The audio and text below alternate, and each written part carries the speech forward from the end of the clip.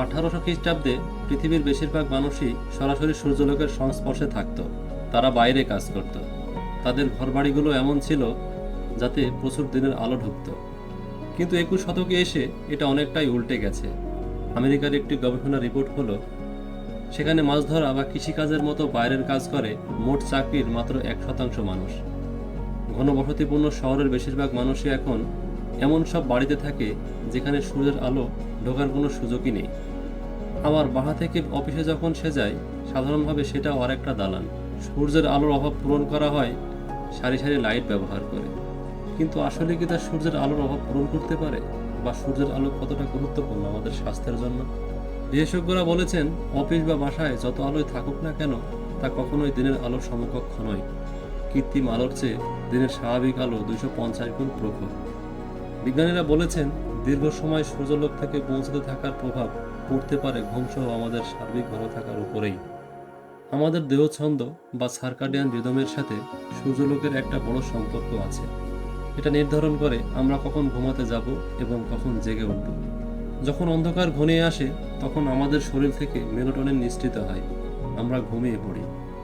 আবার আমাদের শরীর যখন দিনের আলো ফুটেছে বলে টের পায়, অপটিক নার্ভ দিয়ে সেই আলোর সংকেত পৌঁছায় মস্তিষ্কে। নিঃসৃত হয় সেরোটোনিন নামের একটি রাসায়নিক। সেরোটোনিন আমাদের মধ্যে আনন্দ অনুভূতি তৈরি করে, মন মেজাজ ফুরফুরে রাখে। ফলে জেগে ওঠা বা জেগে থাকার একটা সক্রিয়তা অনুভব করি আমরা। যে কারণে রাত জাগার পর যারা সকালের আলোর সংস্পর্শে এসেছে, তাদের হয়তো কখনো কখনো এমন হয়েছে যে বিছানায় গেলেও তাদের চট করে ঘুম আসেনি।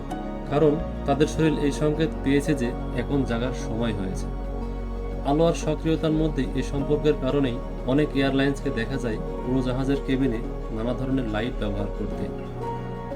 বোর্ডিংয়ের জন্য তারা ব্যবহার করে উজ্জ্বল আলো, ডিনারের জন্য ব্যবহার করে হালকা আলো, আবার সূর্যাস্তের বিভ্রম তৈরি করার জন্য ব্যবহার করা হয় বিশেষ আলো, যাতে করে যাত্রীরা ঘুমিয়ে পড়েন।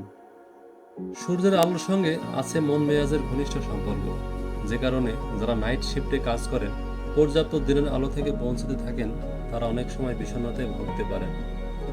শীতপ্রধান দেশের মানুষ যারা সূর্যের আলো কম পায়, তাদের সিজনাল এফেক্টিভ ডিসঅর্ডার বা স্যাড বলে একটা মানসিক অবস্থা এ কারণেই তৈরি হয়।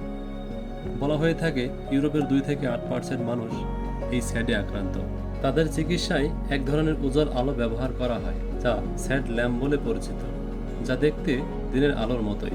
সকালবেলা আধা ঘন্টার মতো এরকম আলোতে কাটালে দেহঘড়ির ছন্দ ঠিক হয়ে যায় এবং মানসিক অবস্থা ভালো হয়। সূর্যের আলো আমাদের হাড় শক্ত রাখতে সহায়তা করে। যখন আমাদের দেহত্বকে রোদ এসে পড়ে, তখন শরীর সেখান থেকে ভিটামিন ডি তৈরি করে।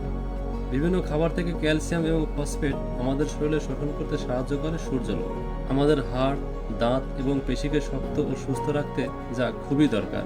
ভিটামিন ডির অভাব হলে হাড় দুর্বল এবং নরম হয়ে পড়ে, নানা সমস্যা দেখা দেয়। তাই সুযোগ পেলেই শরীরটা মেলে দিন রোদের নিচে। 15 মিনিট থেকে আধা ঘন্টা মতো থাকুন। সূর্যালোকের সংস্পর্শ পেতে সমুদ্র সৈকতে ছুটতে হবে এরকম ভাবার কোনো কারণ নেই। তবে খেয়াল রাখবেন, সূর্যের তেজ যদি বেশি হয় তখন রোদে না যাওয়াই ভালো। আর সুযোগ থাকলে সানস্ক্রিন ব্যবহার করতে পারেন, ত্বকের ক্ষতি তাতে কম হবে।